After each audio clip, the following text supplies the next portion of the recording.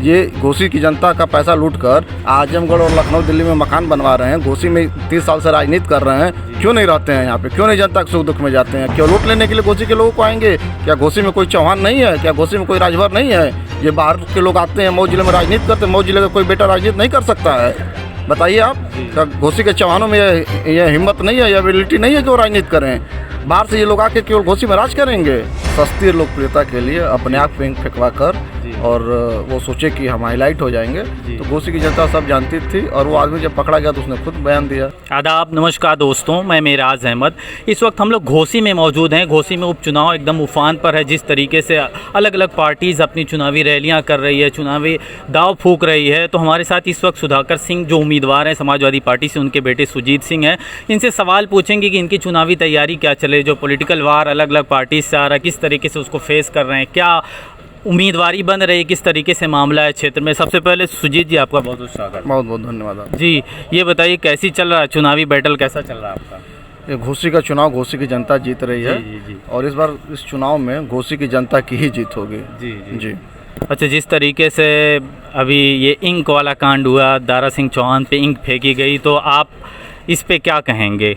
वो तो खुलासा हो गया ना उसका। सस्ती लोकप्रियता के लिए अपने आप पे फेंकवा कर, और वो सोचे कि हम हाईलाइट हो जाएंगे। तो घोसी की जनता सब जानती थी, और वो आदमी जब पकड़ा गया तो उसने खुद बयान दिया कि मैं भाजपा के ही नेता के कहने पे उनके ऊपर इंक फेंका हूँ। समाजवादी पार्टी इस तरह की ओछी मानसिकता पे विश्वास नहीं करती है। हम लोग शुद्ध राजनीतिक लोग हैं, हम लोग आमने सामने की लड़ाई पे विश्वास रखते हैं। क्या लगता है कि इस बार जीत हो जाएगी आपकी? इस बार जीत घोसी की जनता की होगी। जी। घोसी की जनता इस बार अपनी बेटी को जिताने के लिए तैयार बैठी है।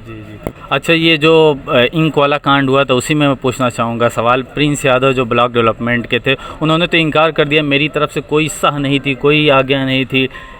पुलिस का जो स्टेशन वो भी ये बातें कह रहा है। जिसने किया उसने बयान दिया।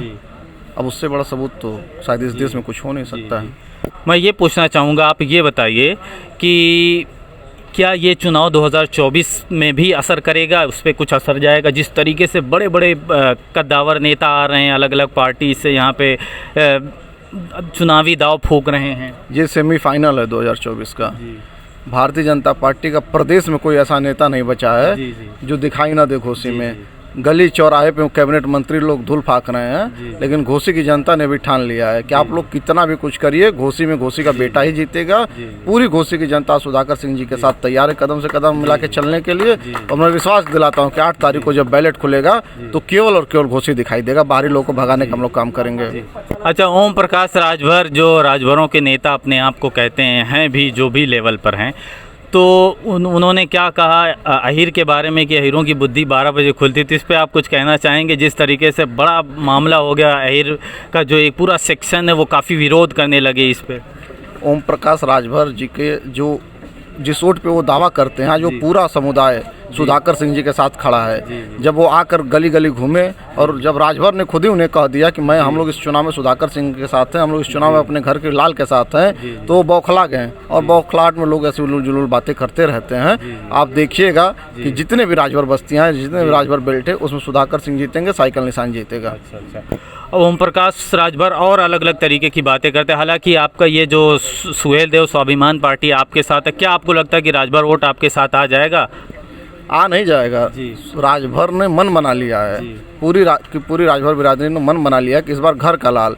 उन्हें टिकाऊ उम्मीदवार चाहिए, और ऐसा उम्मीदवार चाहिए जो उनके घर का हो, सुबह दोपहर शाम उनको मिल जाए, जो उनके सुख दुख में उनके साथ जुड़ा हुआ हो, जो उनके गम का भागीदार हो, जो उनकी खुशी का भागीदार हो। और ऐसे में माननीय सुधाकर सिंह जी के अलावा कोई विकल्प नहीं है।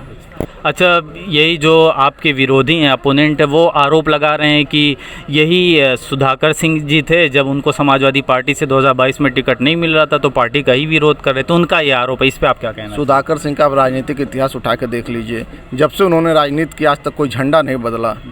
शुरू से मुलायम सिंह चरण सिंह जी के साथ थे, मुलायम सिंह जी के साथ थे, अखिलेश यादव जी के साथ थे, और ये पीढ़ियों का संबंध है। जो घोसी कार्यालय पे आप देख लीजिए, आज तक एक ही डंडा एक ही झंडा 40 सालों से लगा हुआ है। ये जो लोग कह रहे हैं 9 साल में 13 पार्टियां बदल के आने वाले लोग दूसरों पे इल्ज़ाम लगा रहे हैं, इनका तो यही भरोसा नहीं है कि इस चुनाव के 1 महीने बाद किस पार्टी में रहेंगे। तो ये लोग किसी के टिकाऊ नहीं है, ना इनकी कोई नीयत है, न किसी कार्यकर्ताओं के प्रति समर्पण है। ये लोग यूज करना जानते हैं, एक पार्टी को यूज किए जीते, दूसरे पार्टी को यूज किए जीते। तो जनता भी इस बार मन बना ली है कि इन लोगों को खुद यूज करके भगा देगी। अच्छा, माइनॉरिटी का वोट क्या कहा जा रहा है, जिस तरीके से यहाँ के पॉलिटिकल समीकरण बन रहे हैं कि भाजपा को भी कुछ जा सकता है, क्या ऐसा बिलीव करते हैं? किसी का कोई वोट, माइनॉरिटी की मैं बात नहीं कर रहा हूँ, सभी का। आप देखिएगा कि ये लोग वोट के लाले पड़ जाएंगे इन लोग को गिनती में। हर सर्व समाज, हर वर्ग इस बार घोसी के बेटे के साथ तैयार है। इन लोग के पास कोई वोट है ही नहीं, जनाधार बचा ही हुआ नहीं। आज पूरा प्रदेश क्यों दिख रहा है गली गली? क्योंकि इनके पास लोग ही नहीं बचे हैं। ये लोग बुला बुला के अपना कर रहे हैं, लेकिन घोसी की जनता घोसी के बेटे के साथ है और सुधाकर सिंह जी के साथ है। अच्छा, ये टैग लग गया उनके ऊपर आउटसाइडर का। बहुत सारे लोग कह रहे हैं ये तो आजमगढ़ के ही हैं, बगल के ही हैं, दारा सिंह चौहान जो आपको अपोनेंट हैं। तो कैसे ये नैरेटिव बैठा दिया गया कि ये आउटसाइडर हैं और घोसी का बेटा सुधाकर सिंह है? क्यों नहीं, आउटसाइडर नहीं है। कहाँ इनका घर है? आजमगढ़ कहाँ पड़ता है? घोसी से कितनी दूर? उनका घर यहाँ से उनका घर 100 किलोमीटर की दूरी पे है। ये लोग जीतते हैं केवल और अपने अपने घर भी नहीं रहते हैं, चले जाते हैं दिल्ली और बम्बई। 5 साल के चुनाव में कभी बीच में जनता का देखने नहीं आते हैं सुख दुख दर्द। तो ऐसे बाहरी लोगों से क्या फ़ायदा?